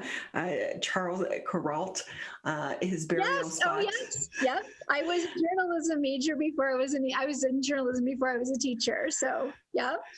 They really do just open up your world because you know what? It makes you connect to a person as a human instead of what we build them up to be as superstars, because we see the end of the career, not the beginning. And so many of these amazing writers in our lifetime and beyond, the authors, they really did come from simple backgrounds many times. So with that too, when you're talking to your students, how do you get them to be engaged in this world when there's all about online right now? Well, exploring books. I will tell you, it's so prescient, and I had no idea, obviously, that I didn't know the pandemic was coming, but I was bucking that online trend and feeling like kids were spending too much time on their devices pre-pandemic. And then, the last year has obviously borne that out in ways I could have never predicted. But, now it's funny, when the kids came back, we were remote in the fall, but they were allowed to come back and work on the garden because it was one of the few clubs that we had at the school that we could social distance, that we were outdoors. And so for the first couple of months, we were able to clean up the garden and to do the necessary things. And it had been neglected, from the previous fall. And so we were able to do a cleanup. Then we were shut down. Then we came back in January. And so this spring, we've been working to clean it up again. And the kids are delighted. We actually have a meeting coming up on Earth Day this Thursday. And there are more kids that are interested in being outside, and they don't want to be trapped indoors. They don't want to be on their devices. And so we're seeing, some more interest in doing that. And they want to get their hands dirty, and they want to be in a club that allows them a lot of interdisciplinary activities. I mean, you can be out there and talk about what author you'd want to see in the garden. You can be out there and talk about, well, what does the soil need? We've done soil samples with our AP environmental science class, and what can we do to replenish the soil? Because the garden's 6 years old now, and we really need to think about what to do with that. How are we going to water it over the summer? What's the best way to do that, the most environmentally sound way to do that? And so the kids are thinking in different ways, non-native plants, native plants. Kurt Vonnegut's hydrangeas are blue on the East Coast. They turn pink here because of the soil composition. Do we want to change that composition, or do we like that they come in pink? Things like that to talk about. And what plants are working for us in terms of teaching? What plants do they have no connection with, but are still historical and could be moved elsewhere on campus to invite the public in?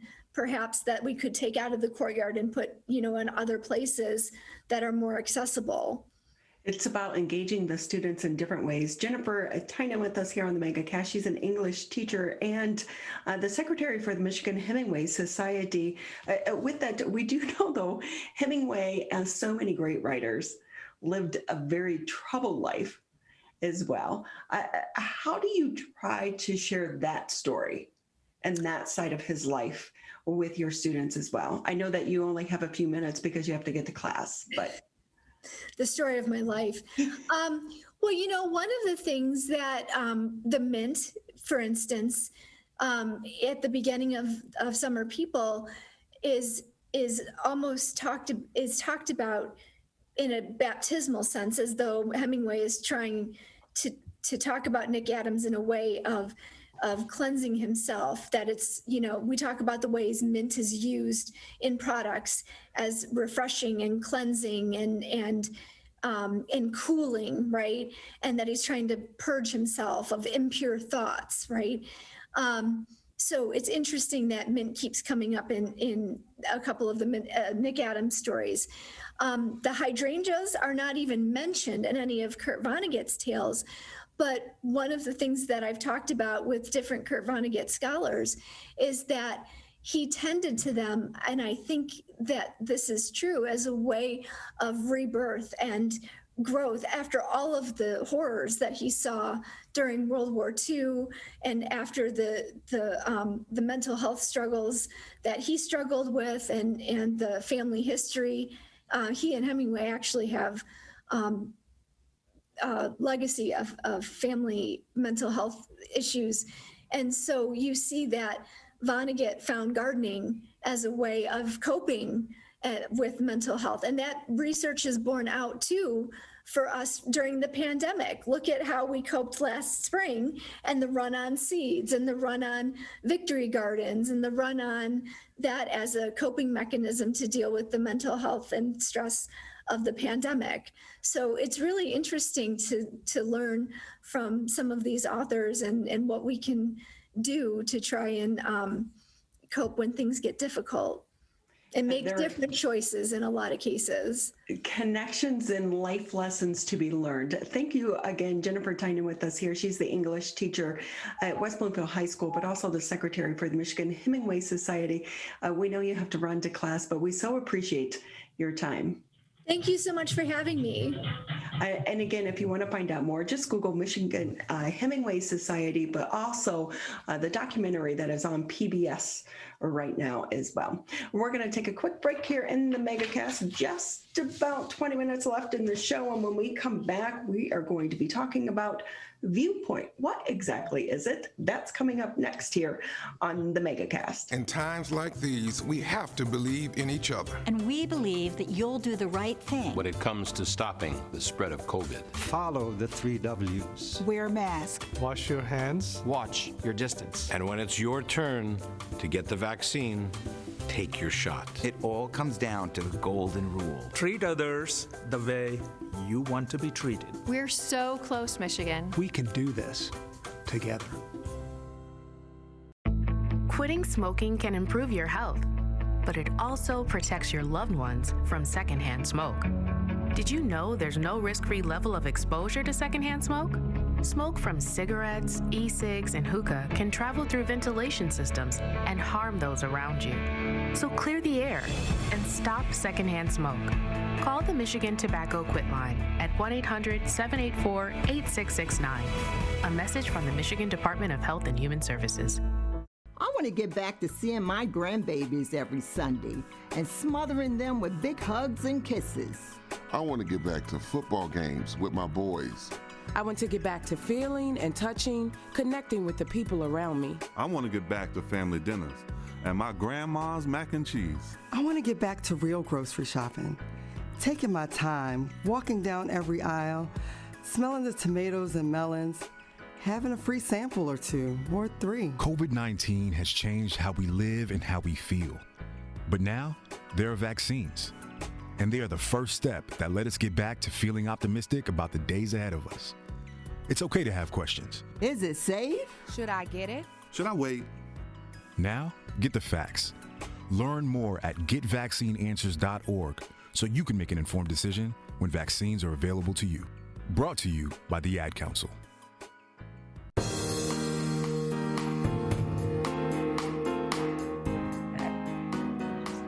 We want to say thank you for taking time out of your day to be with us here on the Monday edition of the Megacast. I'm Ronnie Dahl here in my home studios while Mr. Tyler Keefe holds things down back there at Civic Center TV. Just as a reminder, you can catch us Monday through Friday live, 10 a.m. until noon, Civic Center TV, Birmingham Municipal Access. Also, if you have cable, you'll find us on Channel 15. If you have Comcast 99 on AT&T, you can also listen to us on the radio, 89.3 Lakes FM, 88.1 FM, the Biff. And then today we are live streaming today's edition of the Megacast on my journalist page, Ronnie Dahl. So thank you again to everyone for tuning in. So for so many of us, it's been a tough year, pretty much for everyone, right? But one thing that has come out of the pandemic is we are starting to talk more about mental health and how it impacts us individually as well as a community. To talk a little bit more, we want to bring in Glenn Schwartz. He's the co-owner of ViewSpire and Viewpoint Psychology and Wellness. And along with him, Nikki O'Donnell. She's also the co-owner of ViewSpire, and Avery Schwartz. He's the inspiration behind their new company or their new adventures. So, Glenn, do you want to start off the conversation? How are the three of you doing? We are doing well. It's been an interesting year, that's for sure, both at Viewpoint Psychology and now, of course, with ViewSpire. ViewSpire itself was actually created at the very beginning of the pandemic when we have a Nana that has been with us for several years, actually since Avery and Ari were born, and she was going to be moving away. And Avery, as a result of both his education, the fact that his parents are in mental health, and he was having difficulty coping with being isolated and what have you, he came up with this Hug Buddy. I don't know if you want to show them what it looks like. It was a paper Hug Buddy, just made out of paper. And he wrote on there, if you miss me, you can use this to remember me by. Here's a hug. And then, forward about 12 months, Nikki and I were collectively thinking about ways to reimagine mental health and make it more accessible to people. And we came up with ViewSpire, the concept of ViewSpire, and the Hug Buddy became our mascot. She's much more eloquent at talking about it than I am, so I'm going to pass the baton. Hi, Nikki. Nikki, before we let you jump in, if we can talk to Avery for a second. Avery, how are you doing? Good. This is such a cute thing that you came up with, and it's so simple too. Thank you. So it's been a tough year. Are you in school, learning remotely? What are you doing right now? Completely remote school. How's that working for you? Do you like being remote? You can wear your PJs all day. Yeah. I like being remote, just the internet issues that happen is just... Yeah, we're all experiencing those. But how's it feel, though, to be the inspiration behind this? It feels really good. I hope, though, that ViewSpire goes much further. And Avery, how old are you? 9, turning 10 in 2 months. This is so cool. You're just 9 years old and you're already starting a movement. So Nikki O'Donnell, the co-owner of ViewSpire. Nikki, fill in the gaps a little bit here.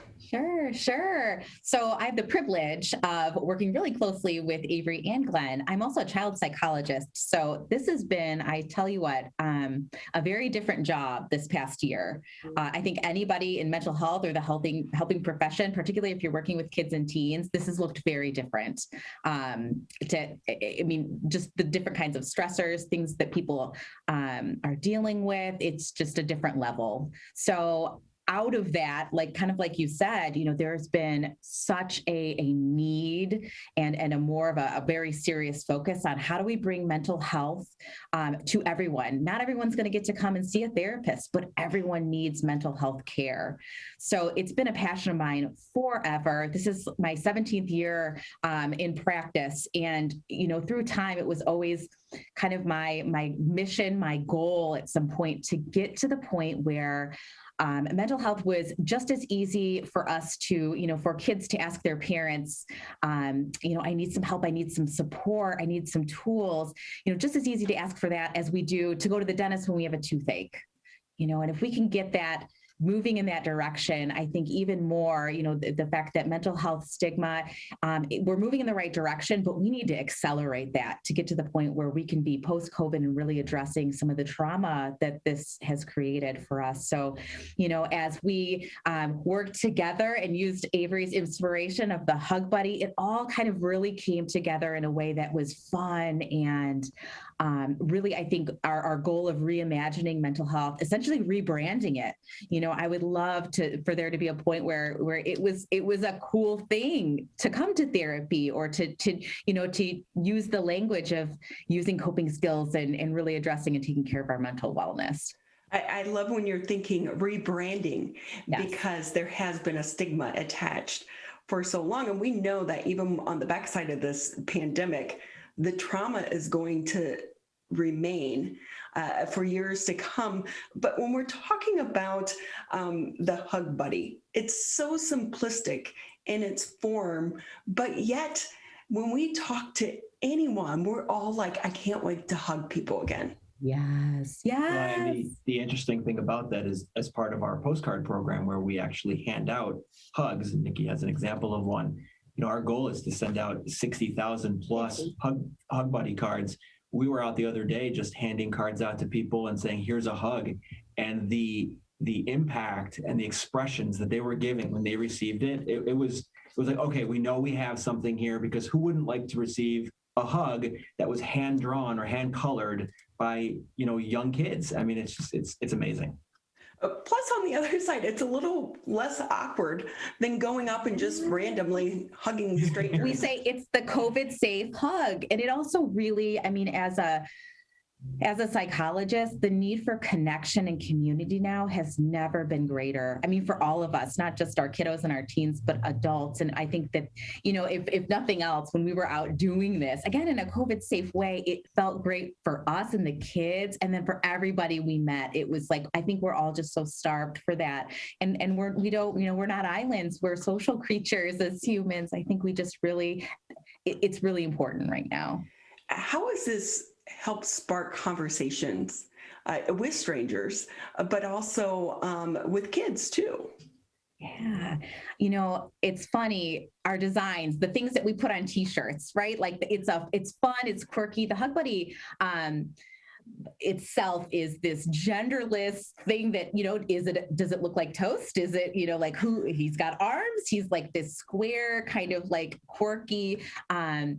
He could be, Hug Buddy can be whatever you need Hug Buddy to be. So I really love that it's fun in that way. And two, it kind of makes people go, wait, what is this? What is this cute design with these messages? And I think that in and of itself, we're putting these things on t-shirts and bags, and, this reaches folks in a different way than, like I said before, not everybody's going to come in for therapy, but these are all important things I think that we all need to hear, particularly our kids and our teens and, our young adults in the world who they will eventually, be our adults on the, making the movers and the shakers of the world. So I think it's a very unique delivery method that we've come up with here. I think you need dolls next. It's funny. That's maybe in the works. So Avery, what do you think about this? Did you ever imagine that your simple design that was made with love could end up into something so big?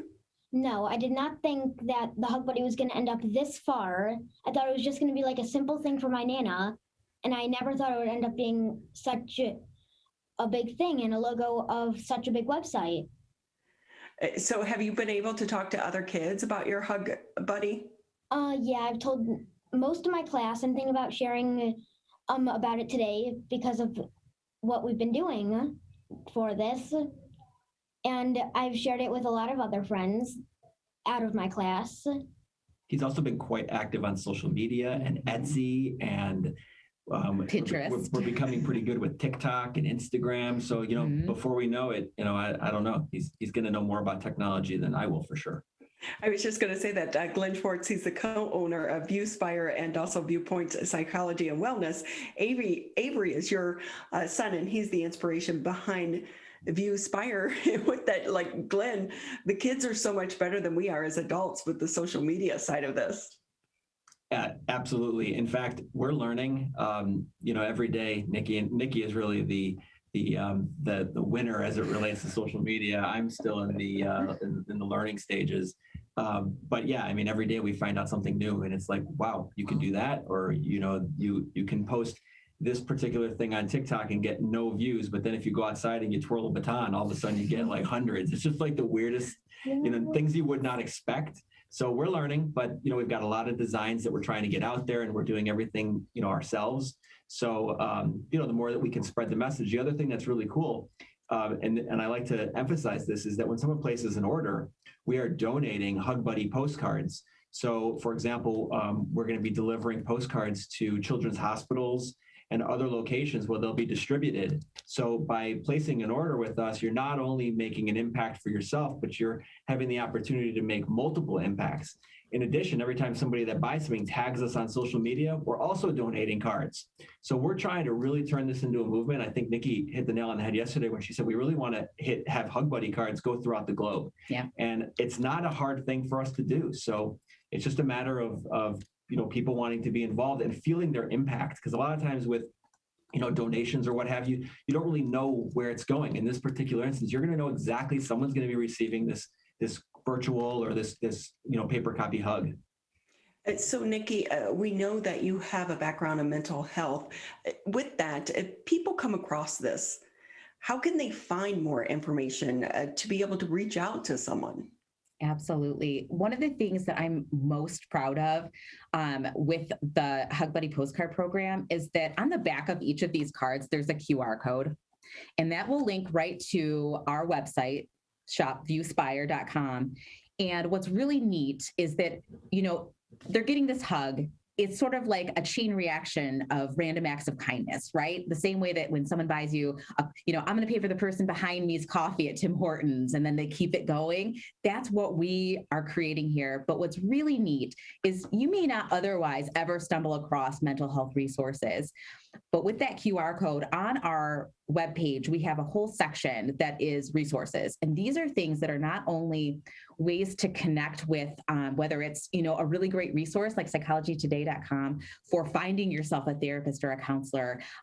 Also, every therapeutic resource that I've created through all of my years working with kids and teens and young adults and all the speaking engagements I do, we've made all of the resources that I've created available to anybody. You can just go on and, access this stuff for free. And that's going to be an ongoing library that we continue to grow.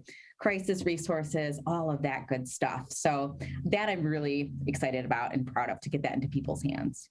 So as we're more than a year into this crisis, what concerns do you have coming out of the backside regarding mental health illness here in our country?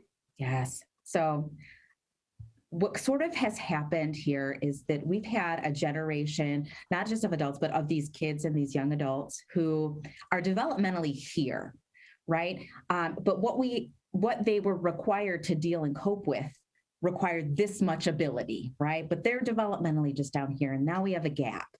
So unfortunately, a lot of things exist within that gap. It can be substance use has increased a ton. Incidents of abuse has increased a ton. It's created this mental health crisis because we just, this generation of kiddos and teens and adults, we're just not built yet to cope there. That's what trauma really is, right? So within that gap, and now we sort of have to supply the support and everything that we need now to rally in to help bridge that gap again. Thank goodness, humans and our brains, and we are just incredibly adaptable creatures, as we say, but we really do just need that extra support in the same way that if this were a physical injury that we experience, that we might need some restorative time, we might need some physical therapy, we would need some things to bridge that gap to get us to where we can be, whole again and really, integrate all of our experience we've had. So that's my biggest concern, is what I call the gap that this has created. Well, we know it starts with awareness. Just about another minute here with you on the Megacast. Glenn, do you want to let people know where they can find more information? Sure. Yep. You can go to shopviewspire.com. There's more information there. There's a resource page, a community page, multiple pages that you can look at. And you can also follow us on social media. We're Instagram and Facebook, and we're constantly updating information and resources. So, Avery, do you make an appearance on the TikTok videos? Me and Ari have been in a couple. The most of them are just Dad and Nikki. I've been in, I think, 3. He's in a few. We've done a lot of our heat press. So like all of our t-shirt designs and things that we sell on the website, that's been a hit on TikTok really is when we press the designs on and lift it up. It is very satisfying to watch for sure. It is really crazy the things that people watch, right? It is pretty awesome. Yep. Well, we think it's awesome, everything that all 3 of you are doing to try to help our community, because we do know on the backside of this, so many people are going to need help. But I love that it just started with something so simple as a hug, because we all miss hugs right now. We can't wait to get back in person. So we wish you the best of luck on this as well. And we hope that more people join in and they get themselves a hug buddy as well. Thank you very much. Thank you. Thank you again to all 3 of you for being with us. Avery, you're a cool kid. Thank you. Again, Glenn Schwartz and Avery Schwartz, the co-owner of ViewSpire and Viewpoint Psychology. Avery, 9-year-old son, was the inspiration behind ViewSpire. The goal here is to try to raise awareness about mental health and to help our community heal following this pandemic. Because I will say one thing, I've had a friend, especially single people that don't have people around them, they miss hugs. There's nothing like a really, really good hug. So thank you to everyone for taking time out to be with us here on this Monday. We appreciate your time. We're pretty much going to wrap it up here for the Monday edition of the show. Tyler, again, thank you for holding things down back there at Civic Center TV. Thank you, Ronnie. Appreciate it. We had a good show today, so a good start to the week and hopefully a lot more to come. We'll be back tomorrow, 10 a.m.